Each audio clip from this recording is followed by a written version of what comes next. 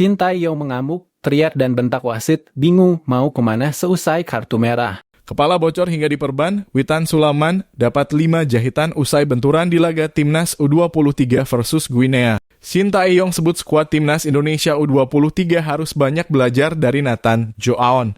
PSSI minta netizen tak lagi suka menghujat pemain Timnas Indonesia, nanti bikin takut calon pemain naturalisasi.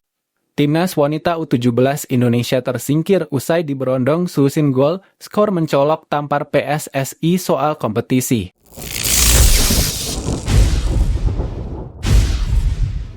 Sintayong menangis usai Timnas U23 Indonesia kalah dari Guinea. Dalam laga itu, Timnas U23 Indonesia kalah 0-1 dari Guinea. Kepastian Sintayong menangis disampaikan secara langsung oleh asisten pelatih Timnas U23 Indonesia, Nova Arianto. Dalam status WhatsApp, Nova Arianto memberikan semangat kepada juru taktik asal Korea Selatan. Nova Arianto berharap Sintayong jangan menangis usai Timnas U23 Indonesia kalah. Ia menilai Sintayong sudah memberikan dampak positif untuk sepak bola Indonesia.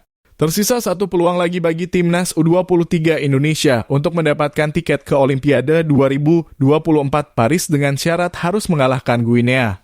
Sayangnya lagi-lagi Timnas U23 Indonesia kalah dari wakil Afrika itu dan membuat Marcelino Ferdinand DKK gagal melaju ke Olimpiade 2024 Paris. Pertandingan melawan Guinea berlangsung sangat keras. Timnas U23 Indonesia kalah 0-1 dari Guinea yang berhak lolos tampil di Olimpiade 2024 Paris. Jangan menangis Coach Sintayong, kita semua tahu apa yang sudah Coach Sintayong perbuat untuk sepak bola Indonesia, tulis Nova Arianto. Sintayong diharapkan jangan terlalu lama bersedih atas kekalahan ini. Sebab dalam waktu dekat ia harus memimpin Timnas Indonesia yang akan bertanding di grup F putaran kedua kualifikasi Piala Dunia 2026 zona Asia. Dijadwalkan Timnas Indonesia akan melawan Irak pada 6 Juni dan bertemu Filipina pada 11 Juni. Kedua pertandingan itu akan digelar di Stadion Utama Gelora Bung Karno Senayan, Jakarta Pusat.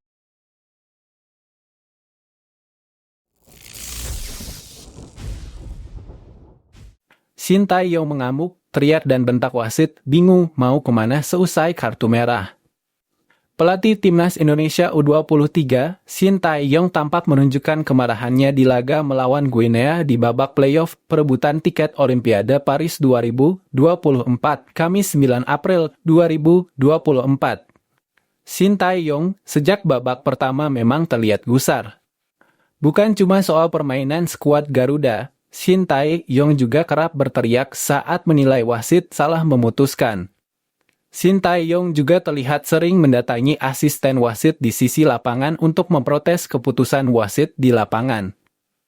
Satu di antara protes Sintayong itu berbuah kartu kuning pertama di babak pertama saat Rafael Struijk dianggap melanggar pemain Guinea hanya karena beradu badan dalam perebutan bola. Terdengar bernada keras, Sintayong akhirnya diganjar kartu kuning pertama. Sebelum gol ini, sejumlah pemain Timnas Indonesia U23 tampak dijatuhkan pemain Guinea tanpa adanya peluit pelanggaran dari wasit. Kegusaran Sintayong bertambah di babak kedua dan meledak saat Avandra Dewangga dianggap pelanggar pemain Guinea di titik penalti saat melakukan sapuan bersih. Kemarahan Sintayong tak terbendung. Saat didatangi wasit, Sintayong terdengar berteriak dan membentak di depan wajah wasit utama, redaksir Francois yang sudah memiliki lisensi FIFA sejak 2017 lalu. Hal yang menarik, wasit sempat menunda tendangan penalti karena menunggu Sintayong meninggalkan lapangan. Masalahnya, Sintayong juga tampak bingung harus kemana karena fasilitas stadion tidak memiliki lorong ke ruang ganti. Tribun penonton dan lapangan sendiri tampak hanya berbatas pagar dan tembok. Dalam insiden itu, para penonton di tribun tampak memberi dukungan dengan terus menyebut nama Sintayong. Ekspresi kekesalan Sintayong seusai mendapat kartu merah dari wasit dalam pertandingan play.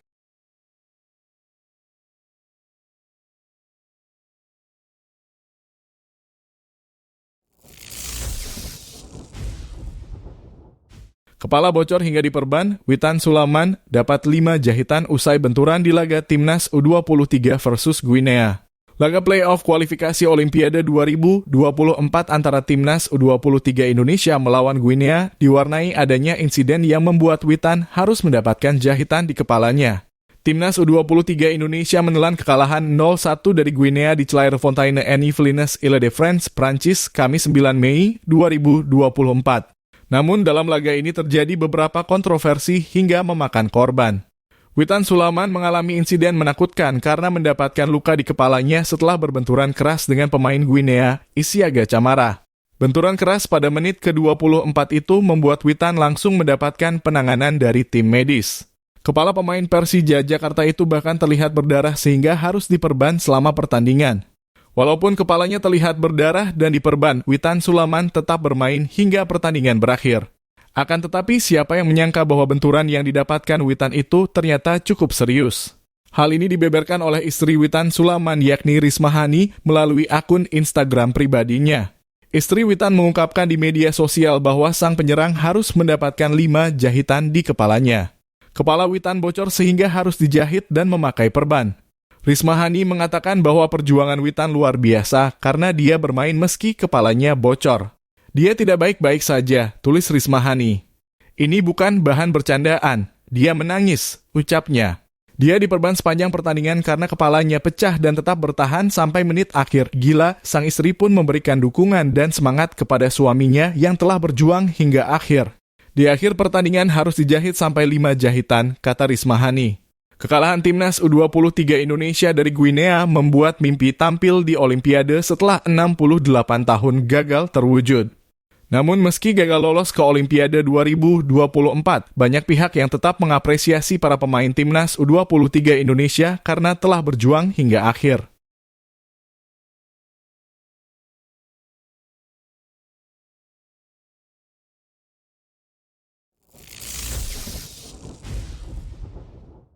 Shin Tae-yong sebut skuad Timnas Indonesia U23 harus banyak belajar dari Nathan Jo-aon. Pelatih Timnas Indonesia Shin Tae-yong memuji kinerja Nathan Jo-aon yang kerap terlihat berkomunikasi dengan rekan-rekannya saat bertanding. Apa yang dilakukan Nathan pun dikatakan Shin Tae-yong merupakan cara yang baik. Pasalnya komunikasi yang dilakukan bukan menyalahkan tapi bertujuan untuk saling mengingatkan terutama soal skema permainan. Untuk Nathan hal-hal seperti itu memang dari pemain kita yang harus belajar. Seperti ada budaya tidak saling menyalahkan di dalam lapangan, kata Shin Tae-yong. Jadi penting komunikasi taktik ya, tapi pemain lokal kita selalu diam. Jadi kalau saya lihat Nathan di lapangan sangat positif dan baik. Sambungnya. Menurutnya komunikasi dalam sebuah pertandingan jadi salah satu kunci berjalannya skema permainan. Itu yang saya minta ke pemain semuanya, tapi pemain masih banyak yang malu, banyak yang merasa salah jika memberi teguran ke pemain lain, ucap pelatih asal Korea Selatan tersebut. Sebenarnya komunikasi di lapangan itu sangat baik dan itu yang harus dilakukan terus, pungkasnya.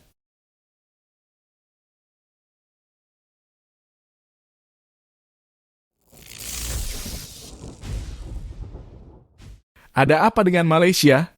Terjadi serangan beruntun terhadap pemain bola. Dalam beberapa hari terakhir, 3 pesepak bola yang membela timnas negara itu diserang orang tak dikenal.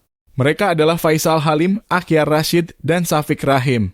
Syafiq Rahim terakhir kali diserang orang tak dikenal saat berada di sekitar markas latihan Johor Darul Tazim JDT Selasa malam waktu setempat. Dia dipukul orang bermotor dengan benda tumpul ke area kaca mobil bagian belakang dari Syafiq Rahim. Tak cukup di situ, pelaku juga sempat berhenti tepat di depan mobil dan menodongkan senjatanya. Atas kejadian itu, kaca mobil dari Syafiq Rahim pecah. Sebelumnya, 2 pemain Harimau Malaya yakni Akhyar Rashid dan Faisal Halim juga mendapatkan teror dari sosok OTK. Untuk kejadian Akhyar Rashid terjadi paling awal yakni Kamis 2 Mei 2024 minggu lalu. Pemain bek kiri timnas Malaysia itu mengalami pencopetan yang juga diwarnai penodongan setelah turun dari kereta sejenis MRT di sekitar kota Kuala Terengganu. Atas tragedi itu, Akhyar Rashid kehilangan dompet hingga telepon genggamnya. Tak cukup di situ, Akhyar Rashid juga mendapatkan perawatan karena pelaku juga memberikan pukulan dengan benda tumpul ke area kepala. Lalu untuk Faisal Halim mengalami teror yang lebih tragis daripada Akhyar Rashid. Pemain yang dijuluki Cristiano Ronaldo-nya timnas Malaysia ini disiram OTK dengan air keras pada Minggu 5 Mei 2024. Dalam beberapa bulan terakhir, supporter Malaysia kerap melampiaskan kekecewaannya terhadap prestasi timnas negara tetangga Indonesia itu. Hal itu bisa dilihat dari media sosial di Malaysia. Dimulai ketika timnas senior Malaysia tak lolos di fase grup ajang Piala Asia 2023 Januari 2024 lalu.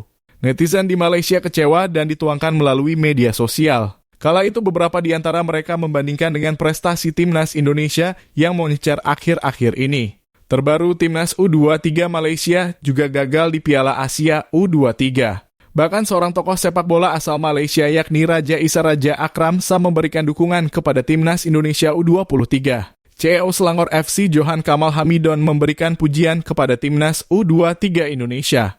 Bahkan ia menyebut prestasi timnas Indonesia yang mulai meningkat membuat publik sepak bola Malaysia cemburu. Untuk itu kehadiran timnya di Jakarta nanti juga sekaligus untuk mempelajari sepak bola Indonesia. Hal senada juga dikatakan pelatih Sabah FC Datuk Ong Kim Swee. Menurutnya turnamen yang diikuti tim-tim besar ini bakal membuat timnya banyak mendapat pengalaman. Lebih lagi, tim-tim dari Indonesia yang mana kompetisi di Indonesia telah menghasilkan timnas Indonesia yang mulai berprestasi.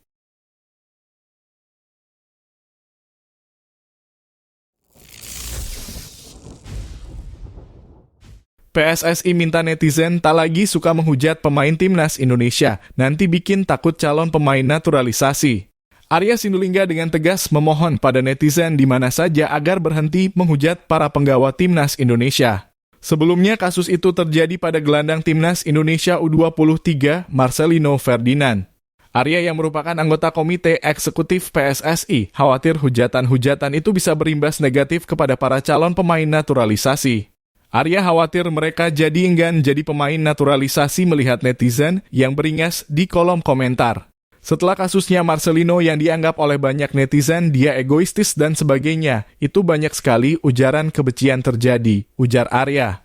Arya juga sadar bahwa netizen mulai menyindir Jens Raven, calon pemain naturalisasi timnas U20, karena mengaktifkan layanan berlangganan konten eksklusif di Instagram alias subscribe, tidak lama setelah memulai proses menjadi warga negara Indonesia. Yang terparah waktu itu Jens Raven diserang karena posting di media sosial dibilang mencari subscriber, member, dan follower. Kenapa kita harus begitu? Kata Arya. FIFA bahkan sekarang betul-betul melaksanakan bagaimana agar tidak ada ujaran kebencian ke pemain. Bahkan bagi kami ini cukup berbahaya. Kenapa? Sebab bisa menghambat proses naturalisasi yang dikerjakan. Pemain-pemain yang tadinya ingin membela timnas Indonesia karena netizen suka menyerang seperti itu, jadi takut, imbu Arya. Jangan-jangan pemain salah dikit langsung diserang, klubnya diserang, bahaya ini bisa menghambat. Jangan-jangan saya curiga ada usaha membuat kami terhambat menaturalisasi dengan cara membuat isu netizen suka membuli. Jangan dong. Tolong hentikan jika kita mau timnas kita bagus, sepak bola maju, dan masih ada pemain-pemain yang kami naturalisasi. Tolong hentikan ujaran kebencian kepada pemain. Saya percaya pasti kita bisa, papar Arya.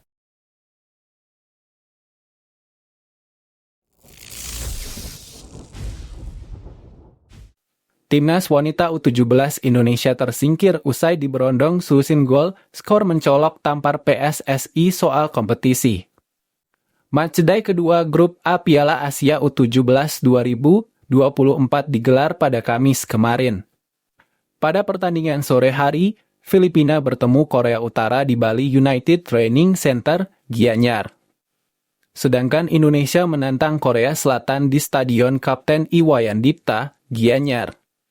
Dalam laga sore hari, Filipina yang di laga perdana mencukur Indonesia 6-1 harus kalah telak dari Korea Utara. Kali ini, Filipina sama sekali tak berkutik dengan Korea Utara dan harus menyerah 0-6. Dengan hasil ini, Korut sudah mengoleksi 6 poin dari 2 laga.